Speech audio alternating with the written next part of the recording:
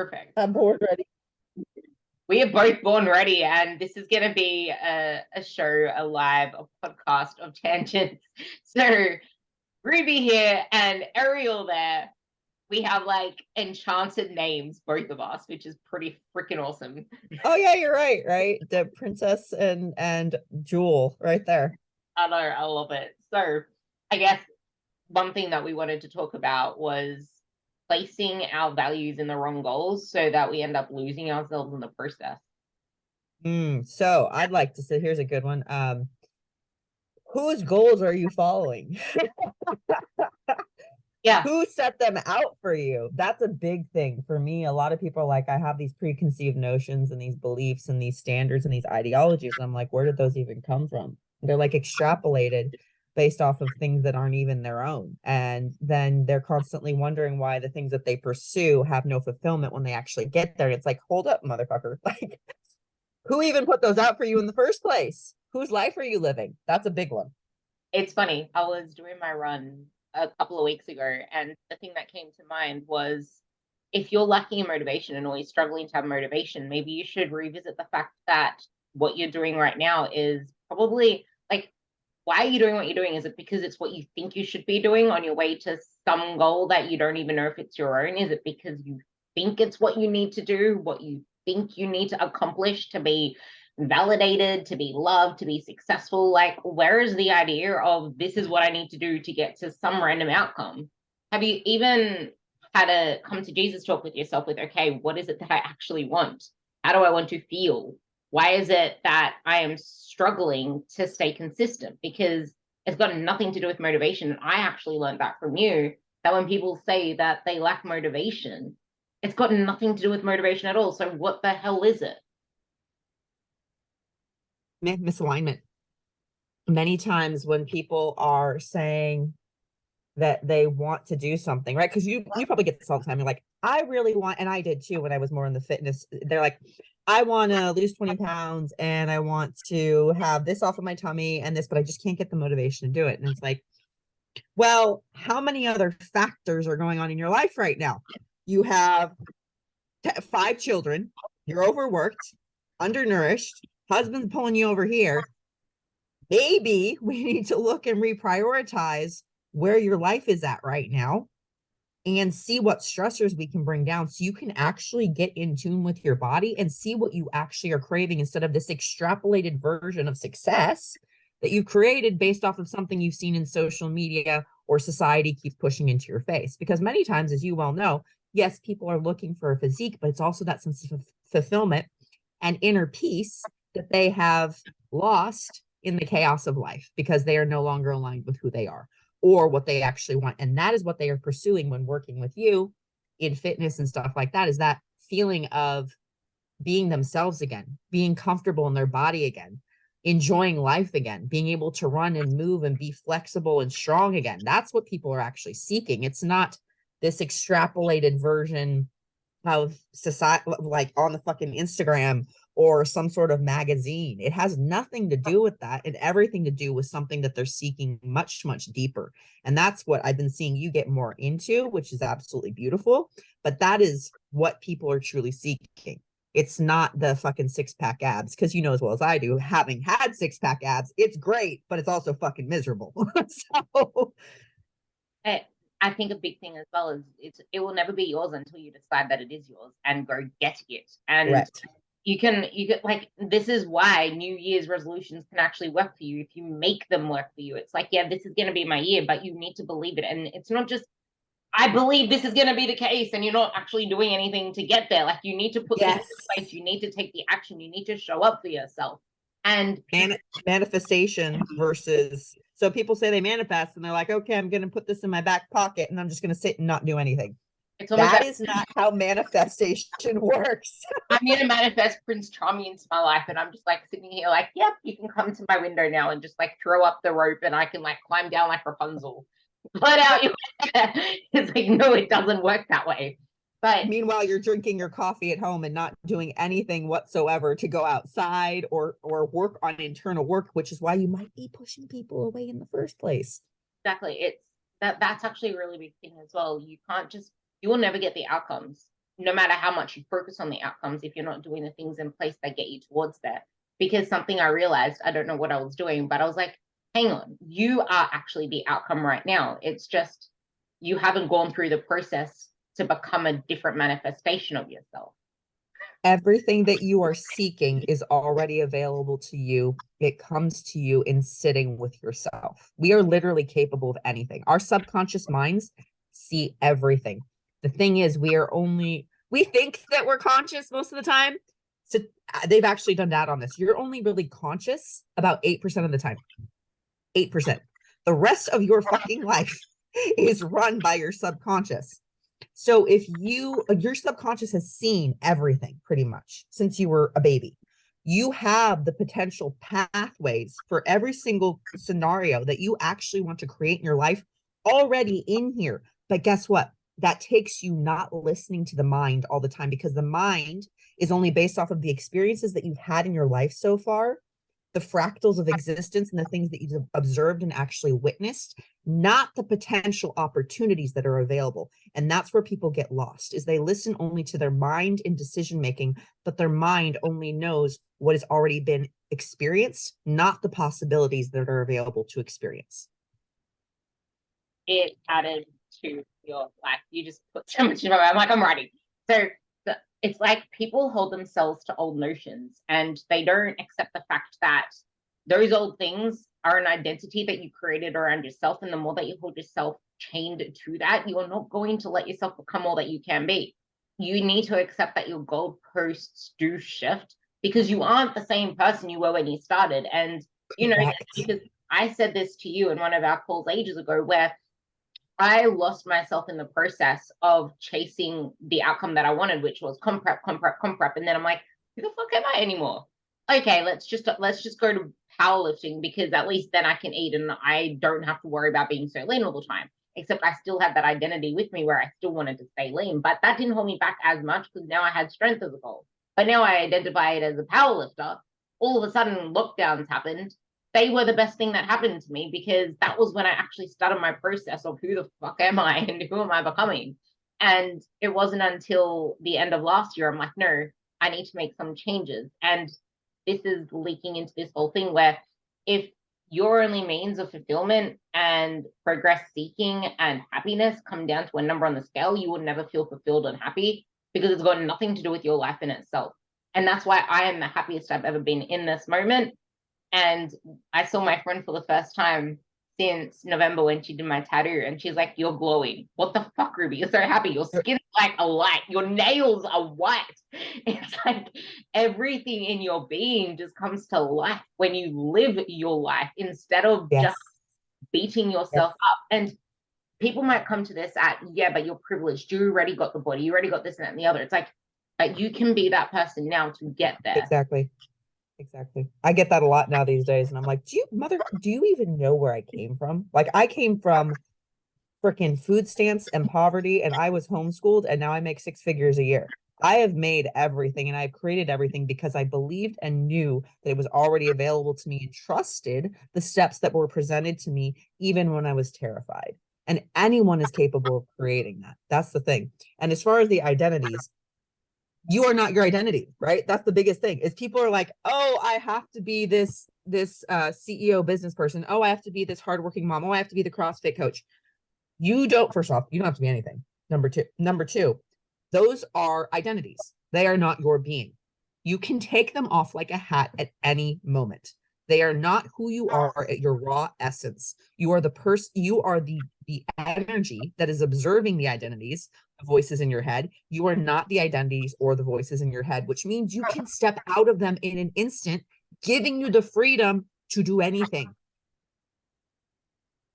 I need to actually tell you about that one, raw hair, about me. Oh, let's hear it. Let's hear it. I actually had an out of body experience where I'm just like, Ruby, you know what you're doing right now? Why are you doing this? Why are you doing this? It was like the biggest test of my will to just not do a particular action, because I am just like, you're going for that dopamine again. You're trying to get that dopamine again. I'm like, do this. I can fast, breathe through it. I can see myself doing the actions. So it was the weirdest experience. I need to tell you about the action, but it's It's like personalized, but it's like you have those moments and you go, but the thing is a lot of people go through these things automatically. This can be with Oh food yeah. as well. Like people go through this with emotional eating, where you're having that, you're going to the food again, you know that this isn't about the food, and people relate that to that very thing because they're not willing to sit with that discomfort. And I had to sit with that discomfort because I knew at the end of it what I wanted most, and it wasn't the action that I was just about to take. I'm like, I'm not doing it. This is not the action Yep. that I like. I want the feeling of that dopamine, yes, but I don't want that long-term thing. And you said this before. Oh my God, I'm so in love now. But you said this before with you are capable of anything. The only thing that's missing from that equation is patience. Like patience. Yes. It's like, Yes. okay, you might have 10 kilos to lose right now. You might have 20 kilos to lose right now. You don't even know what number on the scale is going to be there when you finally feel happy, but it will never come to you ever, no matter how much weight you lose, unless you're bringing your life in the process and happy in the process. And Exactly. we all have bad at body image days. And going back to that as well, where it's just like I'm at my happiest. I've I've not, I've said this to you as well. I've not ticked off my business goals whatsoever, my business action steps that I want to take, my systems, my stuff there. But I'm still the happiest I can be, despite still having that lagging stress there, because you can do anything, just not all at the same time. And if you try to And manage it all, you're going to end up in disappointment because you're going to feel like a failure. You're going to beat yourself up for all that you're not doing, all that you aren't yet, instead of, hey, I'm actually doing these things. Look at the benefits of it. I have clearer skin now because I'm doing daily skincare. My hair, actually, I can brush through it without knots because I'm brushing it every that day. not It's, it's like, what are the actions you're taking and how is it benefiting? People are noticing my energy now because I'm doing the things I need to do to show up for myself. So what are you doing for you? exactly. You can't, I mean, that the age old adage, you can't pour from an empty cup.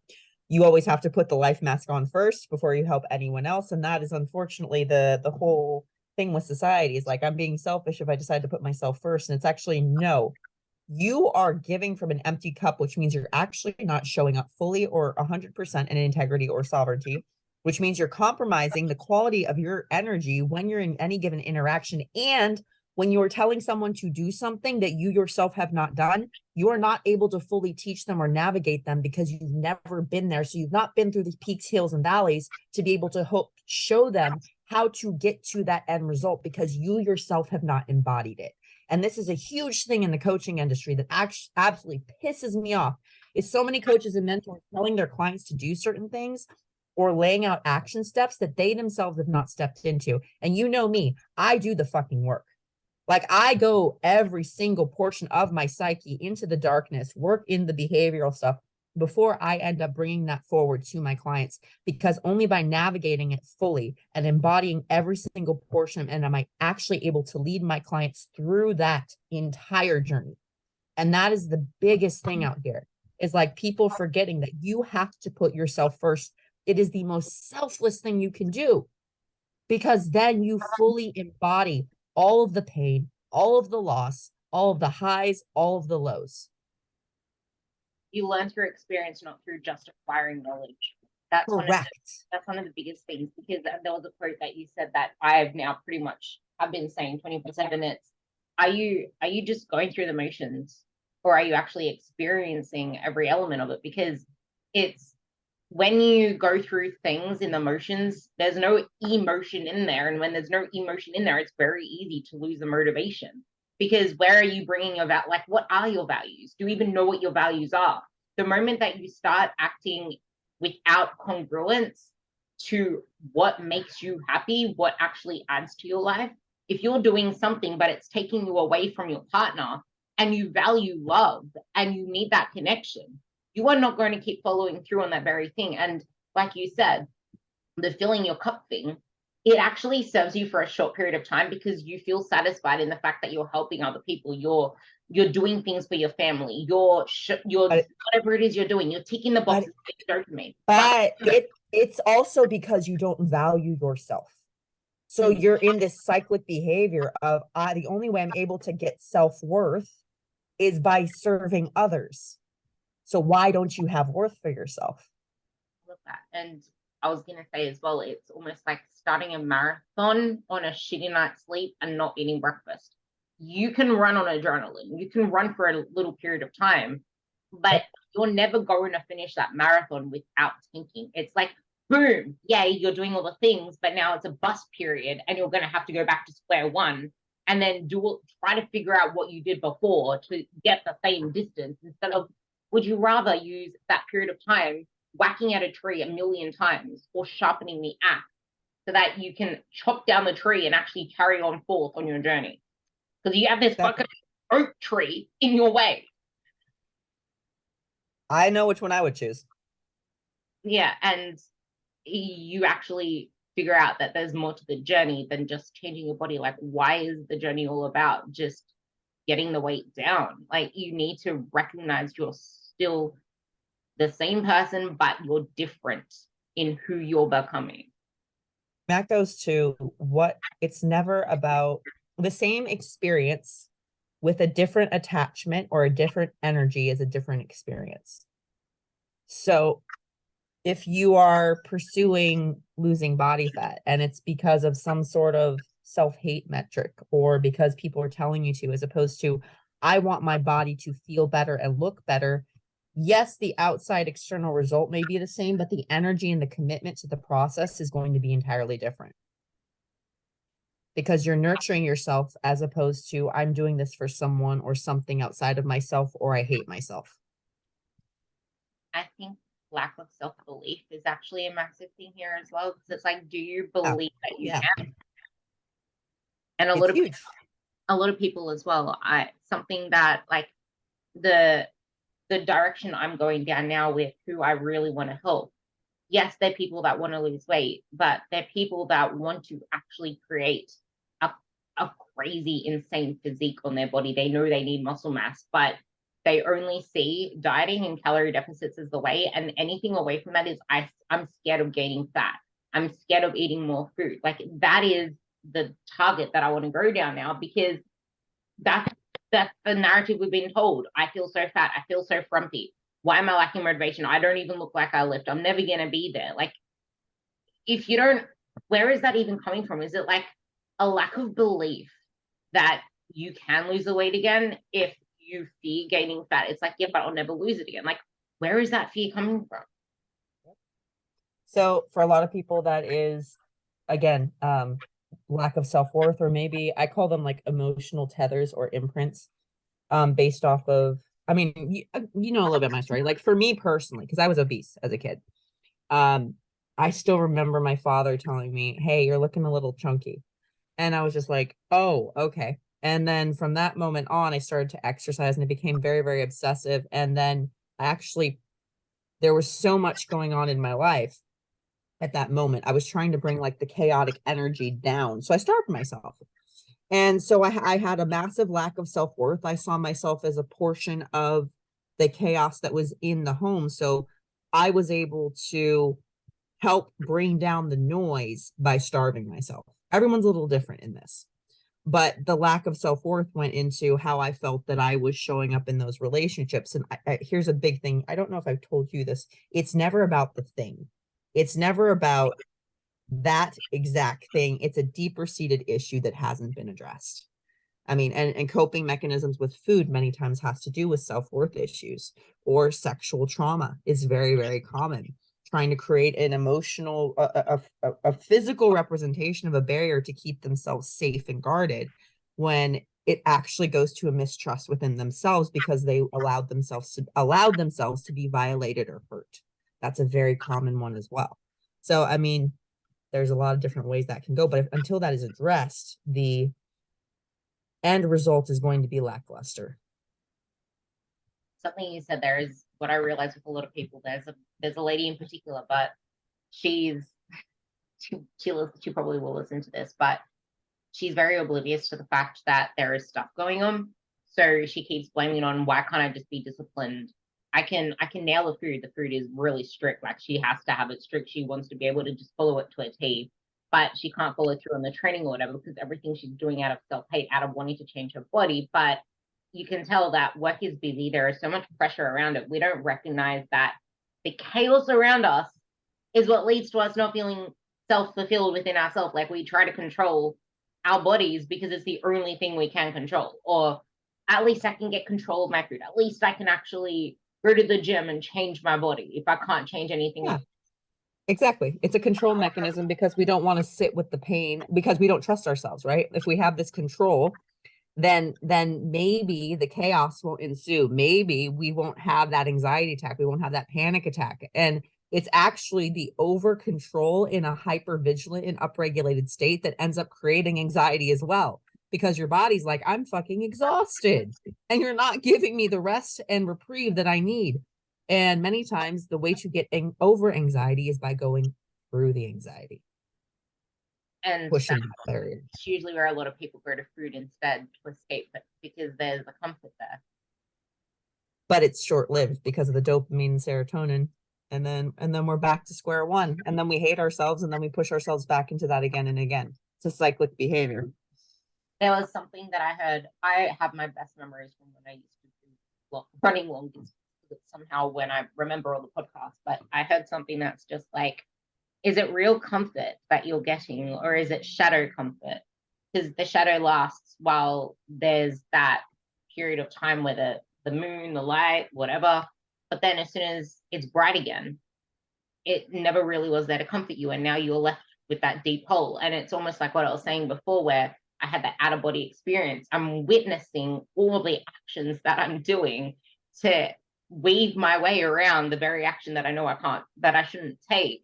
And I never took that action, but I weaved my way around it in ways that in ways that allowed me to continue forth on the path where I know what's right for me. I know what I want at the end of this. Like, why am I even wanting to go to this behavior?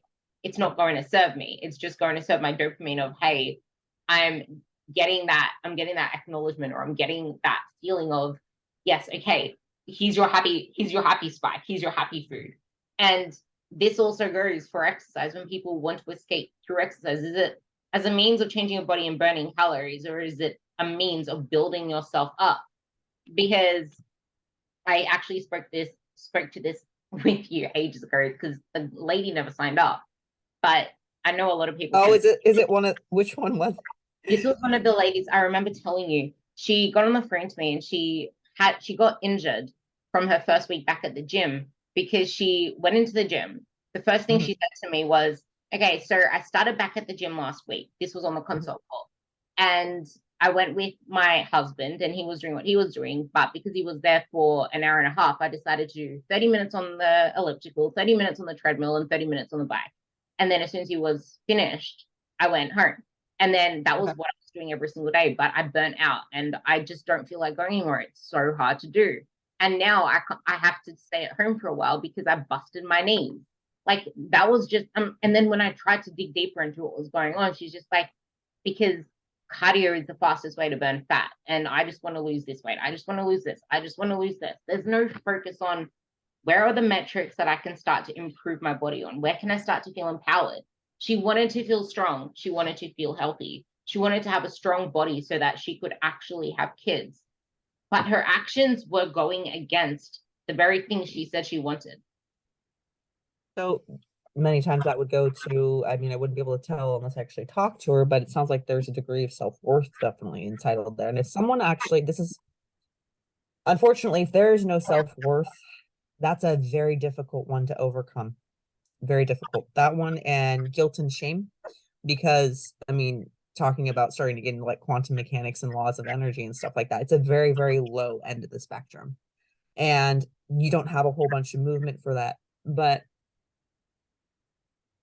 getting in touch with where that came from and perhaps getting them back to a portion of their life in which they remembered they were worth it, or they didn't have that guilt and shame, and starting to look at where we can create that change could potentially move them to actually having hope again. But this again, I think a lot of people can relate to the part where their whole lives are brought up around magazines, around weighing Yeah. themselves on a scale, and that was her history, where her mom put her onto Weight Watchers, and that's the history for a lot of other people. But I I want to move this.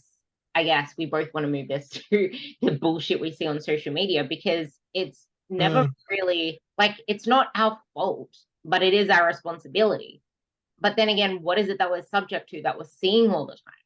Things for fast fixes. And yes, okay, cutting carbs, you lose weight, but weight doesn't equal fat. And other bullshit you see on there where it's, especially when coaches only know how to move toggles when, okay, I got a scale weight in, that's all I can do.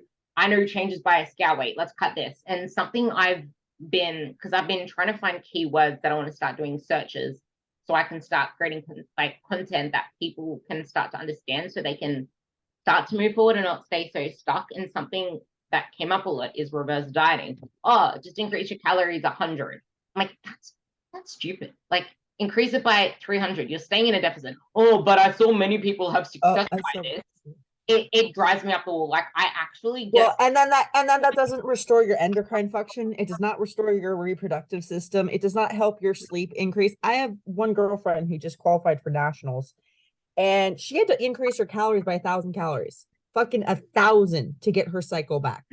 It is such a one size fit all. And that's the other thing is like, we forget the principle of individuality. We think that this, oh, this 1,200 calorie diet worked for someone else. I guess it's no, stop. That's for a fucking toddler. No.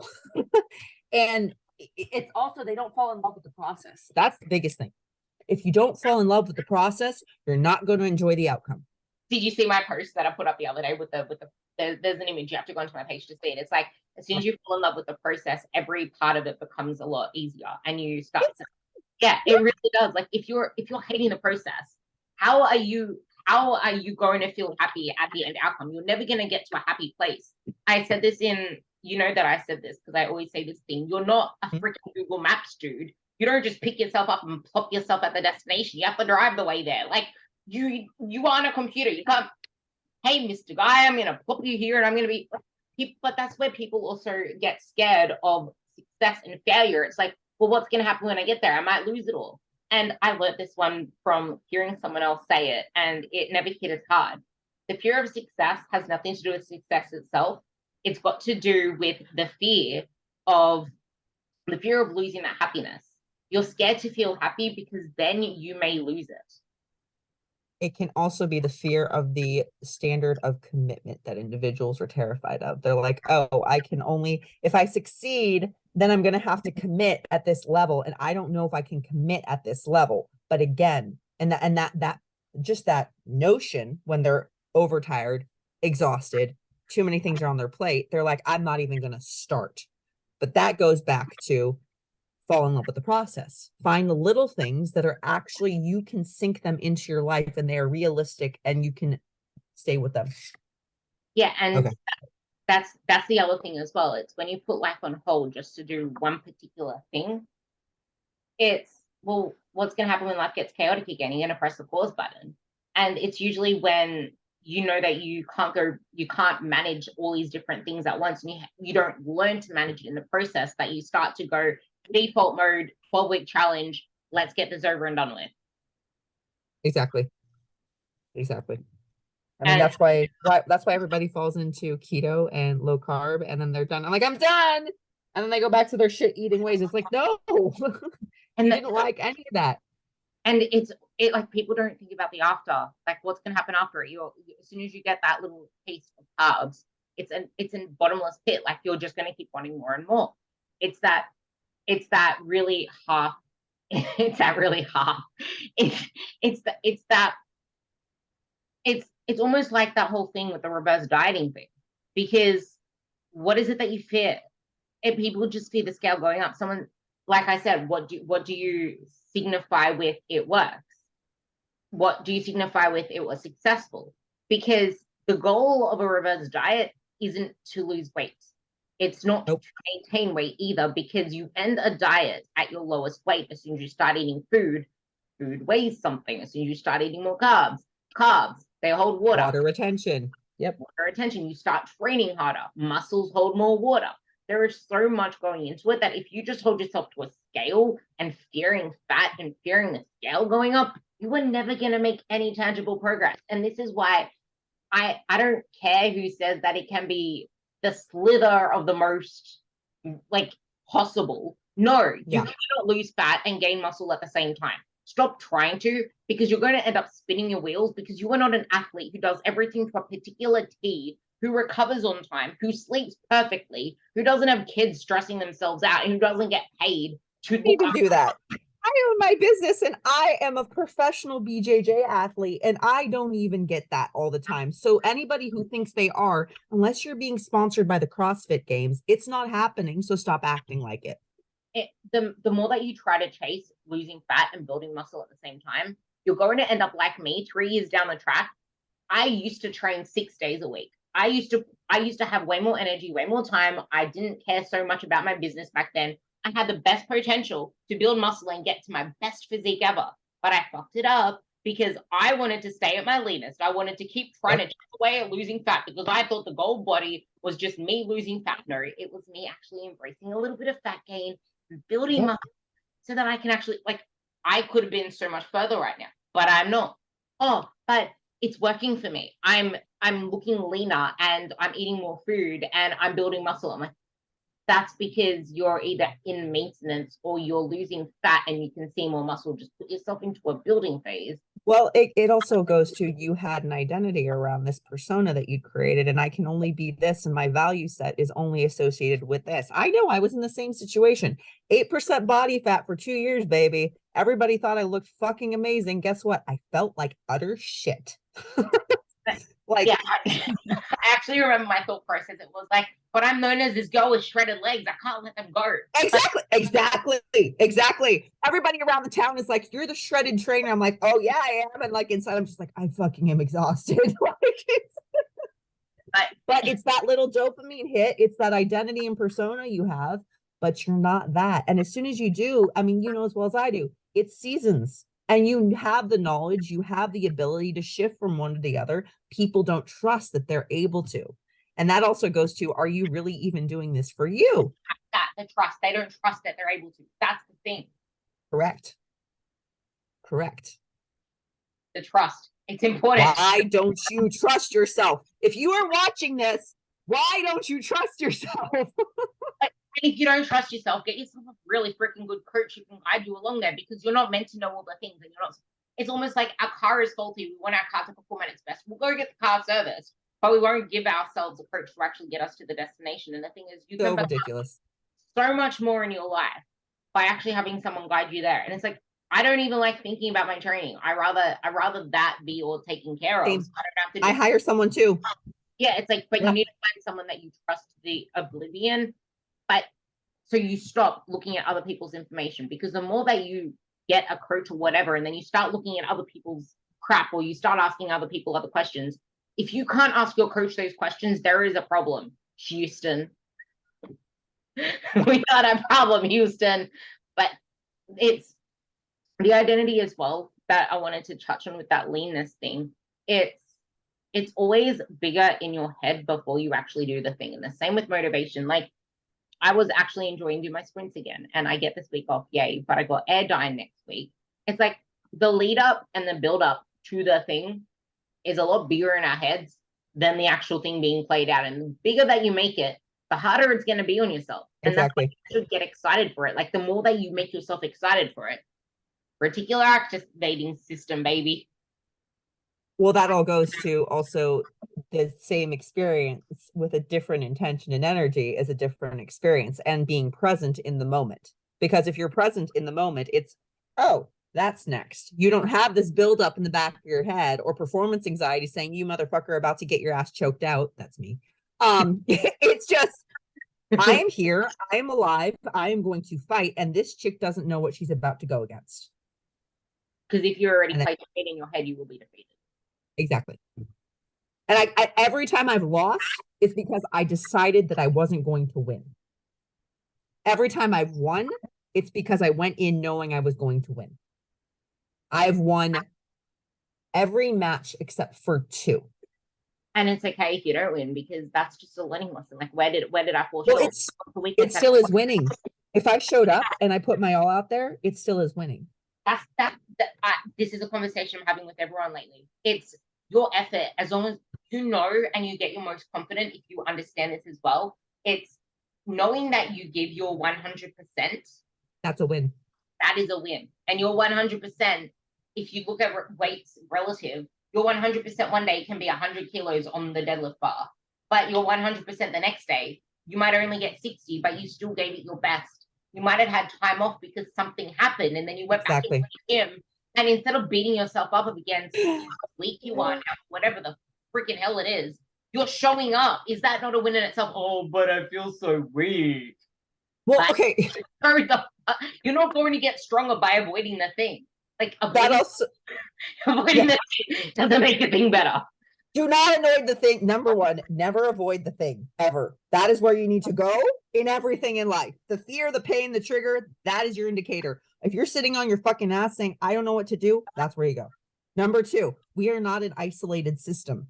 None of us are in a fucking bubble, yet everybody wants to pull these goddamn studies and say, hey, but this study's, you are not in a bubble. You are not. I'm sorry. Yeah, I know, right? I'm like, oh, ugh. The studies piss me off because then people try to say, oh, but this study said that you can build muscle inside the things. I'm like, yeah, but you're not that person. Most of the studies are not done in trained people, and they're done like they have to do a study. Everything is done to an absolute T. You do not do things to an absolute T every single day, and you're not monitored by people. Have you ever even been in a testing laboratory? I have. It's bullshit. It's bullshit. It's not real life. Okay, yeah, we'll jump on another one. But yes, we'll get an extra 5 minutes. Do we?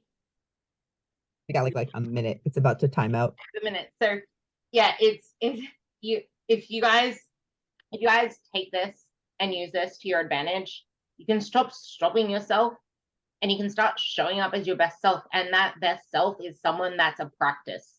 You will never, ever be a masterpiece because masterpieces are never finished. Even people who create masterpieces don't see them as masterpieces. They see them as work that still need to be created. I disagree. I think we all are masterpieces already because artwork is always open to the individual's eye.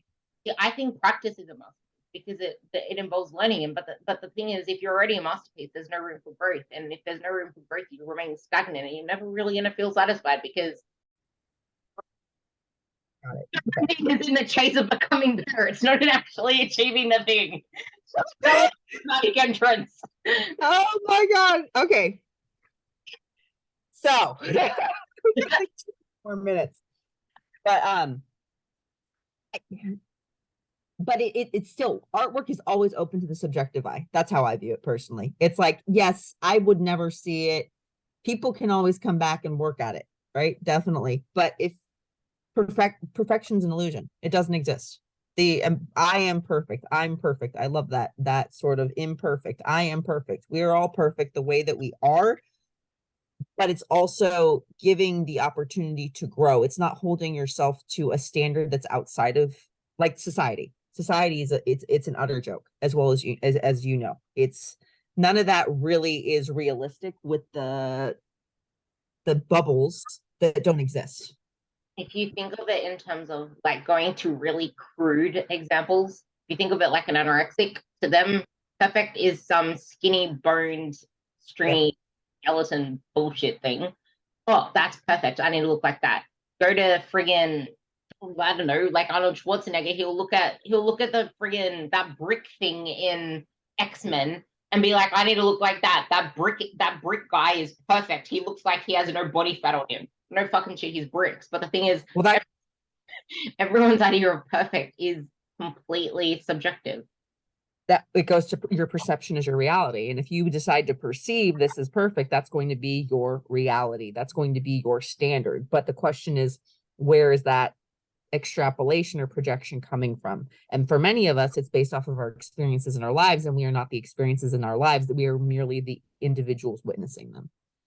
I love that. That's the perfect way to end it. And we'll totally do a pod series. Otherwise, we will start for another fucking 40 minutes. That was so freaking good. So if you've liked this, we're gonna put this up onto socials as well. But if you're listening on the podcast app, there's now a little poll feature, so you can like put like a poll thing down there that says did you enjoy this, or if there's any feedback you want to add. But I would say like it and come and find us on social media because we're much more active on Facebook now. Just a little bit. You want to end it and then pull it?